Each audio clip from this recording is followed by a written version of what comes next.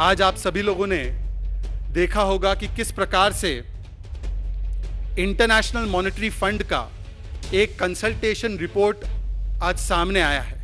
ये रिपोर्ट कहती है कि मजबूत व्यापक आर्थिक रणनीतियों के चलते 2023 में भारत सबसे तेजी से बढ़ने वाली प्रमुख अर्थव्यवस्थाओं में से एक के रूप में आज वो उभर कर आया है। It underscores India status of one of the fastest growing major economies in 2023, buoyed by the macroeconomic strategies undertaken by a very capable finance minister Nirmala Sitharaman ji under the leadership of Prime Minister Modi.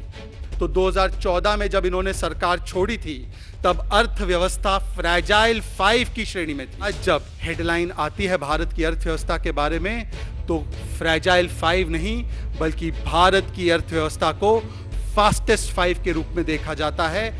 ये पिछले 9.5 वर्षों का मोदी की guarantee का असर है।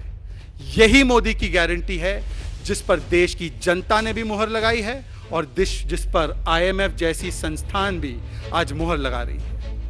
IMF की दूसरी कंक्लूजन रिपोर्ट की The IMF lauds India as a standout star performer, estimating that it will contribute 16% to global growth. मित्रों, IMF की ये रिपोर्ट कहती है कि न केवल भारत सबसे तेजी से बढ़ने वाली अर्थव्यवस्था है परंतु पूरे विश्व में इसका असर इस प्रकार से पड़ेगा कि पूरी विश्व में जो ग्रोथ होगी उसमें 16% का योगदान भारत की ओर से होगा।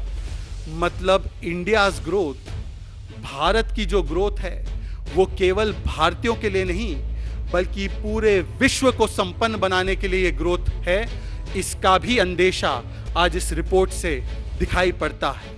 कहाँ एक समय था कि दुनिया हमें ऐसी नजरों से देखा करती थी कि क्या भारत की अर्थव्यवस्था पूरी दुनिया की अर्थव्यवस्था को नीचे ले जाएगी, और आज जब रिपोर्ट प्रकाशित होती है तो रिपोर्ट में कहा जाता है कि भारत की ही वो अर्थव्यवस्था है, मोदी की ही वो गारंटी है जो केवल भारत को नहीं पूरे दुनिया के अर्थव्यवस्था को इस प्रकार की अस्थिरता से उभारने का काम